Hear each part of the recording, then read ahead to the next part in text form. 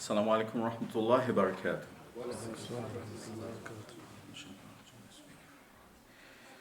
إن الحمد لله نحمده ونستعينه ونستغفره ونعوذ بالله من شرور أنفسنا ومن سيئات أعمالنا من يهده الله فلا مضل له ومن يضلل فلا هادي له وأشهد أن لا إله إلا الله وحده لا شريك له وأشهد أن محمدا عبده ورسوله صلى الله عليه وسلم وعلى آله وصحبه أجمعين. Indeed, all praise and thanks for Allah. We praise and thank Him, we seek His help and we ask His forgiveness. We take refuge in Allah from the evil of ourselves and from our sinful deeds. Whoever Allah guides, no one can mislead, and whoever He leaves to stray, no one can guide. And I bear witness that there is no one worthy of worship except Allah. He is one, having no partners. And I bear witness that Prophet Muhammad sallallahu alaihi wasallam is His servant and His messenger.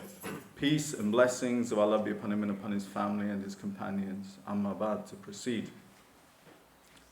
Now, just a couple of weeks ago, I was outside of London. I was doing some teaching on a course in West Bromwich, which is just on the outskirts of Birmingham.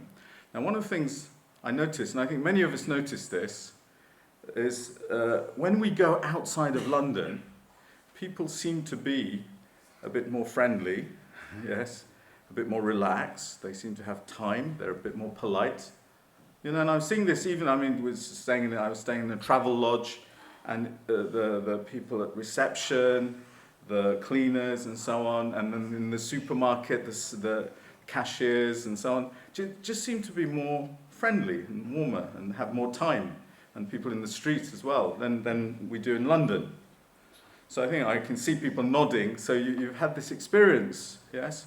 And really, you just need to go out of London, and especially away from if you go away from the sort of major cities, we see this. People seem to have more time. And some of us, when we go to our countries of origin, things have changed a bit, even there now in the capital cities. But if you go to like a town or a village, you see that people seem to have so much more time, and they're so much more relaxed. You know, but we may say, for instance, well, but we have all these opportunities, you know, living, say, in London, living in the West, living in a major city. And it's true.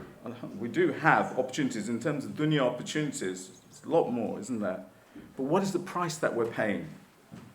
You know, really, these hectic lifestyles that most of us probably have. And maybe some would say we almost need to have, because things are so expensive. That's one of the reasons. I was talking to someone and I was saying, why do you think this is? And they're saying, well, things are so expensive in London. And it's true. Housing is so expensive in comparison to even other major cities in the UK. Now, so in order to be living, we need to be earning more, so we need to have our jobs, we need to, sometimes in a couple, both partners have to be working just to be able to manage accommodation costs and basic costs. You see? So that's one reason people give. But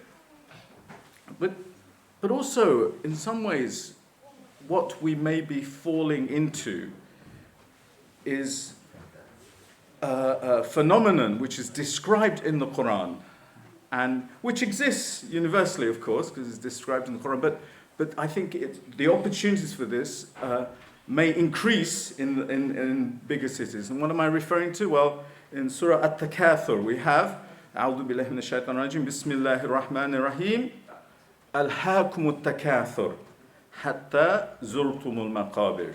Okay, you may be familiar with this surah, that you are obsessed by greed for more and more. Yes, until you reach your graves, until you visit your graves. Or another rendition is that rivalry for worldly increase, rivalry for piling things up, yes, distracts you until you visit your graves. And really, we only have to look at ourselves to see the reality of this.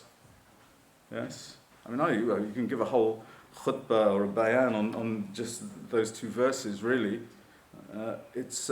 We can see the reality, this competitiveness we have. It's not, and sometimes it's not just us piling up more and more for ourselves, but we're competing, you see. So it's not just that we're trying to increase our bank accounts or trying to have a bigger house or more income or a more successful business. And let me make it clear at the outset now, let me make this clear. We're not criticizing those things in themselves. We're not saying that there's something wrong in having a very high-paid job or a very successful business or a beautiful home. We're not saying this is wrong in itself.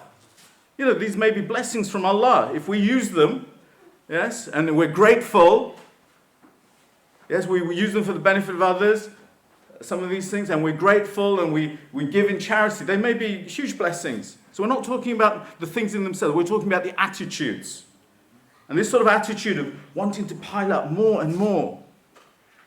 Yes, having more and more, and we can, so many things, you know, like money, property, promotions, yes, jobs, cars, favorites, yes, you know, sort of exclusive cars or flashy cars. But it goes designer clothing, for instance. And even with younger people, and of course it's half term, we have more youngsters here. That's one of the reasons I chose this topic, because even with younger people, there is rivalry. You know, they're competing for who has the latest PlayStation, or the latest, if they're slightly older, the latest mobile phone, or iPad, or whatever it is. Yes? And sometimes people feel dissatisfied or unhappy. And somehow we might feel we failed if we don't have these things. And we regard, and the topic of today, by the way, which I don't think you got notification of, the topic is true success. That's the title. I'm talking about true success. Because you see, some of these things I've mentioned, we see if we've achieved them. You know, we finally bought our Merc of whatever class, yes, or we finally got our 5-bedroom detached house. We see it as success. Or we finally become a millionaire. We see these as success. Yes? But the Quran describes what true success is, you see. Because none of those things will necessarily benefit us in the akhirah, in the hereafter. You see, this piling up. When it says rivalry for, or competitive rivalry for worldly increase distracts you, what does it distract us from? Well, it distracts us from more essential things, you see. And this is why, and we've got youngsters here, really, they need to start early to understand that success isn't, you know, necessarily getting the highest grades at school and getting into the top unis and then getting the top jobs. I mean, that is success of sorts, and as I say, I'm not criticizing it, yes, but that's not what constitutes true success. Because we know this dunya is temporary. This world is temporary. So, what's true success as described in the Quran? Okay. And, well, there's mention, the fact that you're here, alhamdulillah, there's actually an implied success in this. Because why? If you hear the adhan, when we listen to the adhan, the call to prayer, what's said? Hayya ala salah, and then Hayya ala falah. Come to prayer and come to falah. What's falah? Success. Yes, success. Prosperity. So there we have, right, you know, even before you came here, alhamdulillah, we're coming to something which may bring us success, inshallah. Okay? Now, it's also there right at the beginning of the Quran, straight after Surah Al-Fatiha, which you all know, of course. Yes? Straight, we have Surah Al-Baqarah. Now, what are we told? So, Bismillahir Rahmanir Rahim. Alif Lam Mim. ذَلِكَ الْكِتَابُ لَا رَيْبَ فِيهِ هُدًى لِلْمُتَّقِينَ. That's how it starts. That Alif Lam Mim, we say Allah knows best, the meaning of those letters. Yes, and then ذَلِكَ الْكِتَابُ لَا رَيْبَ فِيهِ هُدًى لِلْمُتَّقِينَ. This book, no doubt in it, is a guidance for those who are God conscious. Those who have taqwa. You know, the God conscious or the God fearing, the mindful. Now, it's a guidance, and just as another point, So in Surah Al-Fatiha, we are asking Allah subhanahu wa ta'ala for guidance, are we not? The dua that we make, the supplication, the prayer, we say, Ihdina sirat al-mustaqim. Guide us on the straight path. Immediately after Surah Al-Fatiha, we're being told, this book, yes, no doubt in it, is a guidance for the God conscious. So we're asking for guidance in Surah Al-Fatiha, and then Allah subhanahu wa ta'ala is presenting us with the rest of the Quran, and it's all guidance, you see. Yes? Now, and then a description of the God conscious. الَّذِينَ يُؤْمِنُونَ بِالْغَيْبِ وَيُقِيمُونَ الصَّلَاةَ وَمِمَّا رَزَقْنَاهُمْ يُنْفِقُونَ. It's the first bit. That those who believe in the ghaib. Now the ghaib usually translated as the unseen, but actually it's a lot more than that. It's not just unseen, it's that which is beyond our sense perceptions, beyond our sight and our hearing and our smell, yeah, those faculties and our touch and so on. We can't, there's a realm, the ghaib, yes, the unseen, or that which is beyond human perception, which we can't experience with our senses. And we're being told, the first thing that we're being told in terms of the quality of God consciousness is that we have faith in that, we believe in that. You see, because there are people who don't believe in the unseen. You know, you get sort of like material scientists or scientists, yes, there are people who are highly, not materialistic in the sense that they're trying to acquire material, but they have this outlook on things that they only believe in things which can be perceived, seen, or carried out in a laboratory and so on. Now, in some ways, it's a very extreme belief that why should this universe, why should we be able to perceive everything through our senses?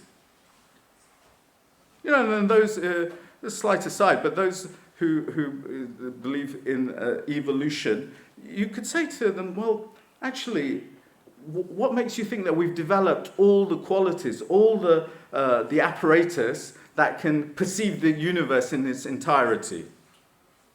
I mean, it's a subtle thing, deep thing, yeah? But think about that. You see, what makes us think that we have all the faculties to enable us to experience the entire universe? So anyway, so we believe in the unseen, that which we cannot perceive. And of course, we can't perceive Allah subhanahu wa ta'ala. We can't perceive God through our senses. We can't perceive the angels, or the jinn, or the future. And that's also thought to be in the ghaib. For us, we can't, you see. So we must believe in that. So الَّذِينَ يُؤْمِنُونَ بِالْغَيْبِ وَيُقِيمُونَ الصَّلَاةَ, and they establish the prayer. Now you'll notice in all four of the examples I give today, there will be some mention, directly or indirectly, of prayer. We've already had it, the adhan, come to prayer, come to success. Yes? In Surah Al-Baqarah, which I'm mentioning now, the first bit, what's said? Those who believe in the unseen and establish the prayer. So there's mention of prayer again. And this is very important, you know, and it's a very simple thing. It's a very simple thing which many of us don't seem to manage in the community, which is, it's a bit of a mystery, yes, you know, because it's a clear command, and the 5 times daily prayers are obligatory prayers. There's no ambiguity. It's not that, oh, you can do it if you want to, or it's optional. No, the 5 times daily prayers are obligatory prayers. You see. And establishing prayer involves, yes, doing those, includes doing the 5 times daily prayers. And some scholars say, some commentators say, includes having masajid, where the men, there's much greater reward for praying in the masjid. You see, women they're not obliged to in the same way, but men are. I mean, there's greater reward, inshallah. So establishing prayer, communal prayer. Okay, and then, so الَّذِينَ يُؤْمِنُونَ بِالْغَيْبِ وَيُقِيمُونَ الصَّلَاةَ وَمِمَّا رَزَقْنَاهُمْ يُنْفِقُونَ. And from what we have provided them, they spend. What Allah has given us as rizq, provision. They spend. Now I'll mention a couple of very interesting things about this. In the Quran, well, first of all, rizq isn't just restricted to money or property. So spending of our rizq, it's whatever Allah has provided us, you see. And it may be, for instance, it may be some skill or some talent or maybe some intelligence or some wisdom or even maybe some time. Whatever Allah has provided us, we're being encouraged to spend. And spending, now this is very interesting. The verb that's used in the Quran, anfaqa, in spending in that instance, anfaqa, according to some of the scholars, has the meaning of spending freely on others. Spending on others, not on ourselves. So it's like charitable spending or giving. Now that is so different from that attitude of piling up more and more for ourselves, is it not? So different from that. Yes, that what I mentioned earlier, the al-hakumut takathur, that you're obsessed by greed for more and more. And we normally mean for ourselves. And yet we're being told in the Quran, we're being recommended to spend freely on others from what Allah has provided us. And of course, if we think about it, where did all that come from? Where did our wealth, if we're wealthy, where did it come from? Where did the blessings of, let's say someone has some sort of talent, where did that come from? So why should we hold on to it ourselves? It's from Allah, it's from God. Yes? So why should we be hesitant in spending it on others? It's a very different way of thinking, isn't it? From the sort of materialistic, acquiring more and more property and wealth and so on, attitude. It's a very different approach. But this is what you'll see constitutes true success. Because the next verse, then وَالَّذِينَ يُؤْمِنُونَ بِمَا أُنزِلَ إِلَيْكَ وَمَا أُنزِلَ مِنْ قَبْلِكَ وَبِالْآخِرَةِ هُمْ يُوقِنُونَ. That those who believe in what was revealed to you, to the Prophet Muhammad sallallahu alaihi wasallam, and what was revealed from before you. Yes, we believe that there are things which were revealed before to previous prophets and messengers, and we're required to believe it in all. Not necessarily in its current form, but the fact that they received true revelation. So those who believe in what was revealed to you, to the Prophet ﷺ, and what was revealed from before you, and in the akhirah, in the hereafter, yuqinun, they have firm conviction, certainty, yes, strong faith. This is what we need. Yes, and then the next verse, ulaika ala hudam min rabbihim wa ulaika humul muflihun. They are the ones who are on a guidance from their Lord, and they are the successful, the prosperous. You see, there you have it. Right at the beginning of the Quran, after Surah Al-Fatiha, qualities which constitute success. This is what success is. Okay? So, and a couple more examples. How much time have we got? Okay, not that much time, but we'll do it, inshallah. A well-known surah, Surah Al-A'la, which some of you may know. What are we told there? We're told, قَدْ أَفْلَهَ مَنْ تَزَكَّى. You see, aflaha, from the same root as falah, is to do with success. So, successful is the one who purifies himself. قَدْ أَفْلَهَ مَنْ تَزَكَّى. You see? Now, this is neglected in our community. Self-purification.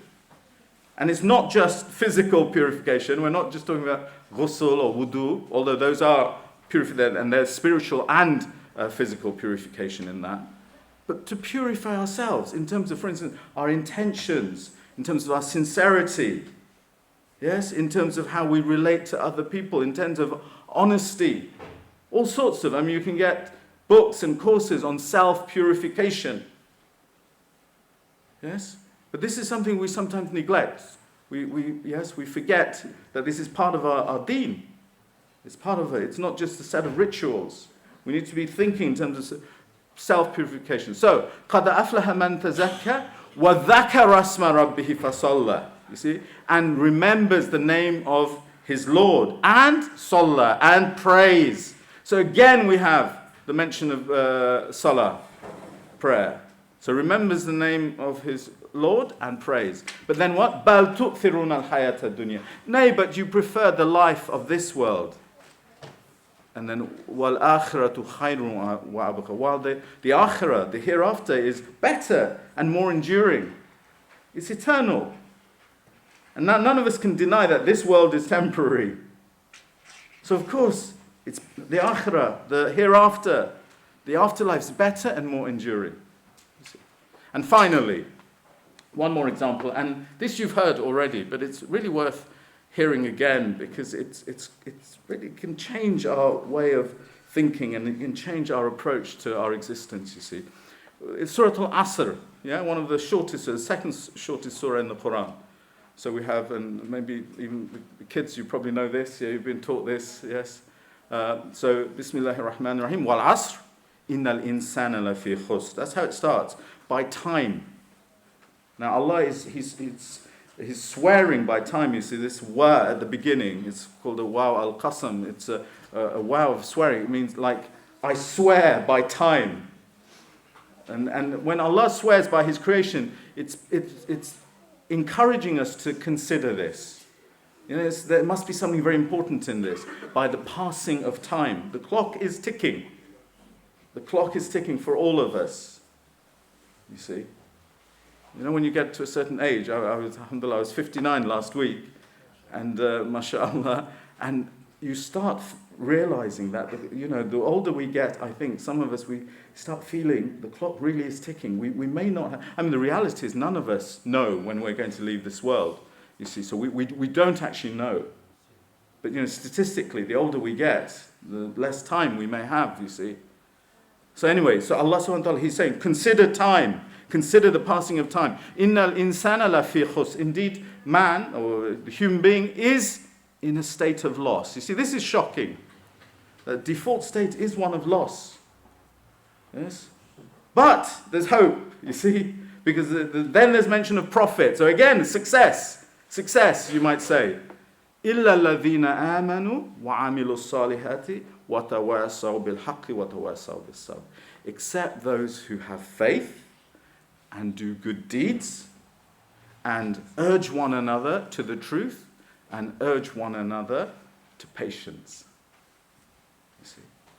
So again, as we go through our day and we're thinking in terms of success, in terms of profit, rather than just thinking of our work and our businesses or our acquisitions or our property or our money, those four things, you see, those four things that will take us away from that state of, that default state of loss. Having faith, doing good deeds, yes, and this salah comes in there as well. You see, because why? Because the Prophet ﷺ, he was asked on occasion, what's the best of deeds? And he gave different responses in different situations. But in one hadith, he said, best of deeds is salah at its proper time, prayer at its proper time, and birrul walidain, and the goodness towards one's parents. He mentions those two in that hadith, and in Sahih Muslim, mentioned those two as the best of deeds. Okay? So, except those who have faith and do good deeds, so let's keep this in mind. Enjoin one another, urge one another to the truth. So not just being truthful ourselves, but encouraging each other to be truthful. Even in matters of business, yes, and work, being truthful, and urging one another to patience, to patient perseverance, to hanging on in there, yes, through difficulties and disasters and so on. Okay, I think that'll do for today, inshallah. أقول قولي هذا واستغفر الله لي ولكم فاستغفروه إنه هو الغفور الرحيم.